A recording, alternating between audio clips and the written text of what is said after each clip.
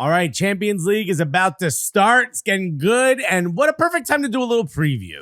Exactly. It's never too early to have some wildly irrational predictions. It's great. Clip it now, because we're going to say some things that are going to make us look super foolish or geniuses. Okay. So let's start with Dark horse? Dark horse. Do you have one? Yes. I think this time around, I think not a super strong start to the season, but I think with the recent sacking of their manager out in Germany, I think Bayer Leverkusen can make a little bit of noise and get a little further than I think a lot of people expect. And yes, the Xabi Alonso era, I think people kind of expecting more of that or would like more success within Champions League. But I think Bayer Leverkusen will surprise a fair amount of folks. I hope you're right. Yeah. Malik Tillman. Yeah. So I hope you're right. We were just in Germany and we spoke to Malik. He scored a goal in front of us as a thank you for attending the match. So I asked him about the coach. He said he's going to be sacked in the morning. He's good. I already spoke to who I needed to speak to. I gave him the signal. but I'm looking forward to them in Champions League. I think they can, especially obviously having the national team, the U.S. men's national team player Malik Tillman in the midfield. I think it's going to help a lot. Cool. I'm going with FC Copenhagen. Yes. Which, by the way, when I was in Copenhagen, I wanted to go to the park and so bad to see it. The vibes were great. Remember when the young dude Rooney scored against, I believe it was Manchester United? Yeah, it was against Manchester United. It was absolutely incredible. A little weird that, by the way, Rooney transferred to Barça Academy. Yeah, that was from the top flight. I'm still a little sus about that whole thing, but whatever. But they've got, remember Makunku, who used to be at Dortmund? They've got him up front with El Yunusi, who used to be at Southampton. They've got Achuri is still there. They've got some incredible players. And they've had a good recent history in Champions League. They punch above their weight when it comes to Champions League. They also have the second softest schedule or softest league phase fixtures. Sure. So I'm really comfortable saying I think they can get in that top 8. As long as they play well against the teams they're supposed to beat. They have a big match. I believe it's against Barça. That's probably their biggest match. Which, again, nothing to sneeze at. Yeah, they go away to Barça. So, again, nothing to sneeze at. But I think if they can beat the teams they're supposed to beat, they're going to be a fun team to watch. Okay. And I want to go to Parkin, bro. I'm going back to Copenhagen. Sort it out, OneFootball. Yo, come on. Get us over there. Don't make me call 2 football. So, league phase, a game to watch. What game are we excited to see this Champions League season? I want to see KDB against Manchester City, but that's the first game of the league phase. So I can't say Manchester City versus Napoli. So I want to dig a little deeper. And for me, Barcelona welcoming in PSG, the champions, who probably have the toughest schedule of anybody else, PSG. Where are they going to be at that time? I mean, within their own league, it's kind of a soft schedule because they're the biggest in the best. But without Donnarumma, you would imagine the team can look a little different. Yeah. But again, Luis Enrique, one of my favorite managers of all time. I just love what he does. Him going back to Barcelona, the vibes, the storyline just keeps getting better. It's pure cinema. I think that's going to be a game to watch. Okay, for me, I like this matchup all the time. I love the history. I love the drama behind it, especially in the last few years. December 10th, Real Madrid is hosting Manchester City at the Bernabeu. I love the game all the time. I could probably watch this fixture over and over again. Obviously, Pep against now this time Xabi Alonso. I'm on board. I want to see what this looks like, and especially in a more hostile environment for Manchester City. So I'm excited. The games are always fun. They're always kind of unpredictable. 2 Titans, so I'm excited about that. Can I correct you though? We're Latino. Bernabeu. We don't say Bernabeu. Okay. We're not them Brits. My bad. Sorry, this is OneFootball. Uno fútbol.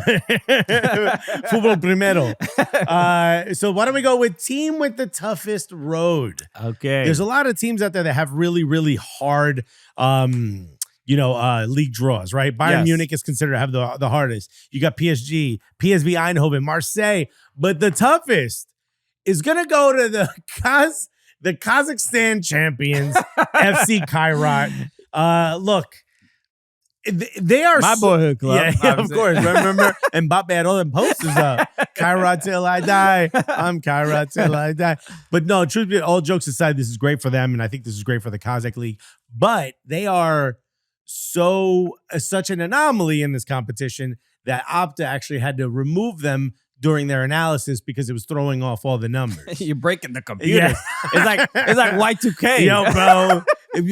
What are those printers that what are they called? Dot matrix. Dot matrix. Of course you know, bro. Nerd alert. Nerd alert. What you call it? They're like that. They're like, it's going off the rails. Right.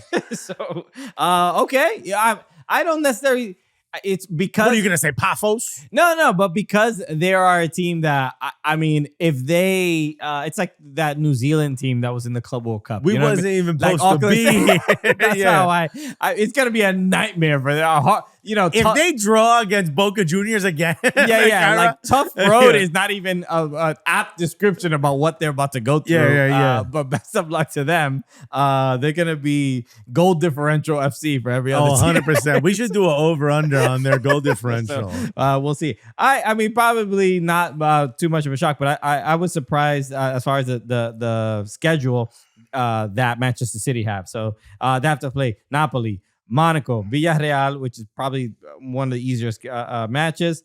With all due respect to the Villarreal fans. Then Dortmund, Leverkusen, Real Madrid, Bodo Glimt, and Galatasaray. It's all not going to be walks in the park. A really tough game. This is Champions League, so there's not many walks in the park, but that's tough. But this is a schedule that even the teams that you would think are sort of easier matches, Bodo Glimt was fantastic in last season's Champions League. And also, Manchester City were not good last Champions League season. They barely made it into the not having Rodri really affected. Sure, so it could be different this season. So I think they're gonna have a pretty tough, as far as for a team that where you have certain expectations. I think they have one of the tougher schedules, and they're gonna have a lot more pressure on them in the league than they've had in a long time, without a doubt.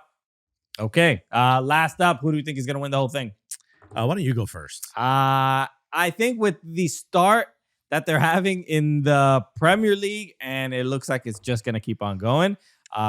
Liverpool look like they're probably the favorites. They lost to PSG in penalties, but it's still PSG had Donnarumma. It's one of those games where Champions League is always like it's not necessarily who's the best team on that day that goes through. It's MLS.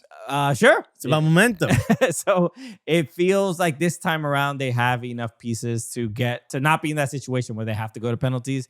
And given that Donnarumma is no longer at PSG, and they won't have to face any of those any other teams in the Premier League in the group stage. I think they can get through and probably win the whole thing. The only other name that I was kind of thinking that was Kairat.